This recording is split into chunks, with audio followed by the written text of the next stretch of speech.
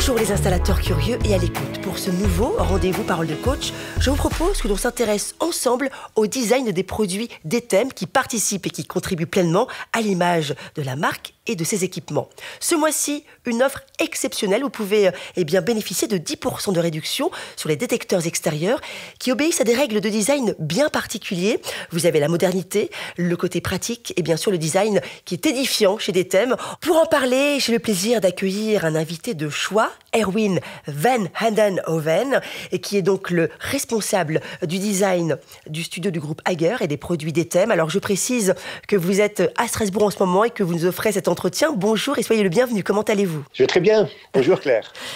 Bonjour, alors vous allez nous expliquer justement comment vous travaillez, vous et vos équipes, concernant justement le design. Et oui, voilà notre équipe de design, c'est une dizaine de personnes, des personnes d'ailleurs formidables, issues de différents pays et venues d'univers industriels très variés. Vous avez chez nous des personnes qui viennent des technologies de pointe, d'autres de l'ameublement ou de l'automobile. Vous voyez, c'est très varié. Et c'est aussi une parfaite parité homme-femme. Ah, c'est important ça. Oui, c'est important. D'autant plus que les produits qui vont dans l'habitat, ça s'adresse aussi bien à des hommes qu'à des femmes. Donc les deux regards sont ici très importants. Donc c'est éclectique et c'est justement aussi, ça se reflète justement sur vos créations. Alors je sais de source sûre que vous apportez un soin particulier au design justement de ces produits. Quelles sont vos influences, vos inspirations en termes de design, Erwin ?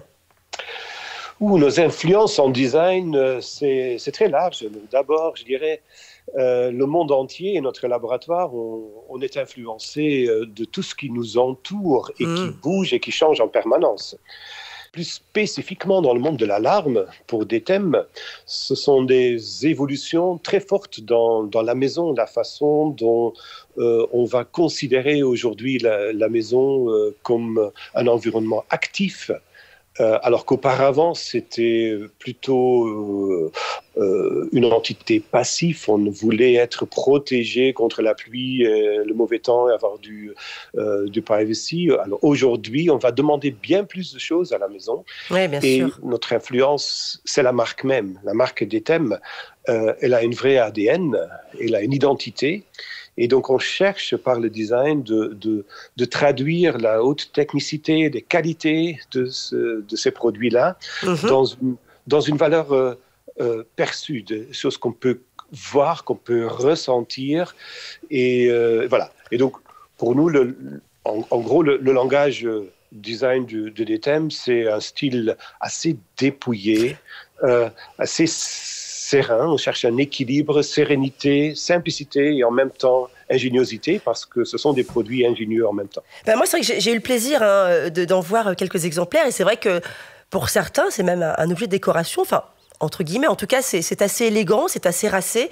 Et c'est vrai qu'on peut s'étonner pour ce type de produit d'avoir un tel esthétisme, mais c'est finalement extrêmement intéressant et surtout très porteur dans l'agencement d'une maison.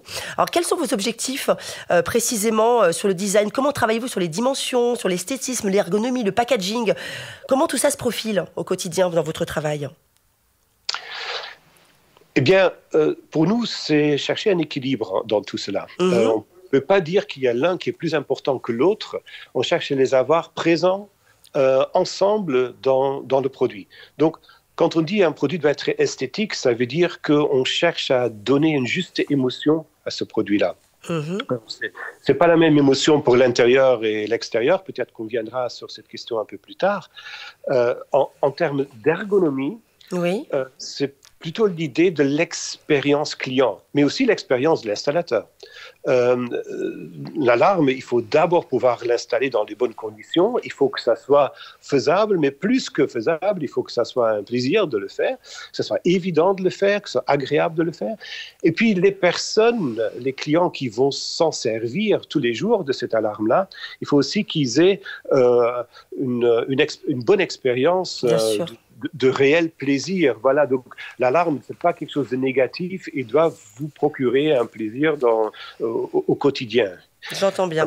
Voilà. Et donc, du coup, si on veut donner une idée de qualité à ces produits-là, c'est aussi le sensoriel, ce qu'on appelle le domaine sensoriel. C'est qu'est-ce qui va se passer quand on va appuyer sur un bouton, quel est l'effet que ça va donner. Et on connaît tous l'idée de la porte de la voiture qui ferme et que l'idée qui donne de qualité de la voiture. Mais c'est la même chose pour les produits des thèmes. Quand on va s'en servir, il faut qu'ils donnent une notion de qualité et qu'ils donnent en quelque sorte toute la richesse de la façon dont ils ont été pensés qualitativement et technologiquement.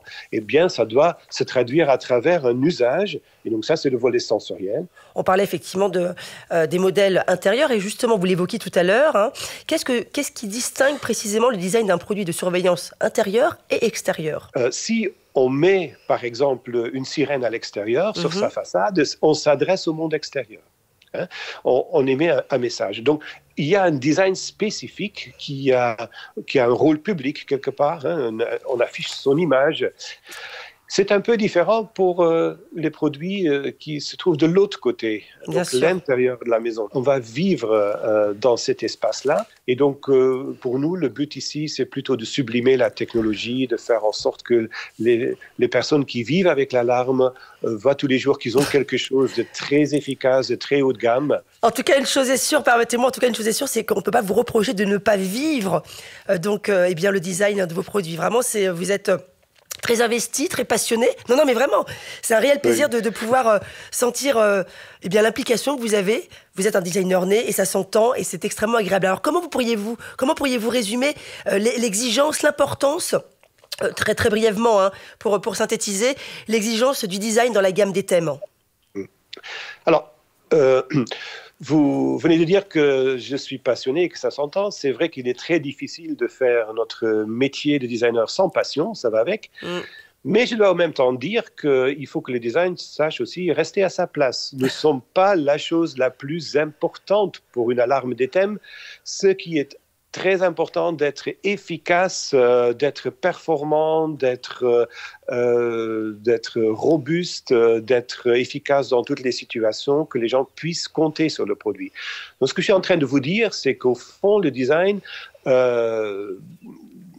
c'est un domaine qui va travailler en harmonie avec plein d'autres domaines. Bien sûr. L'ingénierie, la technique, tout est important. Donc, nous ne sommes pas dans notre petite tour d'ivoire en disant, voilà, ce qui compte, c'est ce qu'on fait. En tout cas, une chose est sûre, c'est que vous allez nous permettre, je suis certain que ça me concerne, mais ça concerne également les installateurs qui nous écoutent, c'est, eh bien, grâce à vous, on regardera différemment maintenant les alarmes des thèmes. Vraiment, je pense que vous avez apporté un éclairage tout à fait différent et il y aura un avant et un après Erwin. Et bien voilà, chers installateurs, cela vous fournit en tout cas, encore une fois, des éléments concrets, incontestablement des arguments supplémentaires pour vous, chers installateurs, pour offrir encore une fois les meilleurs produits personnalisés en termes de design.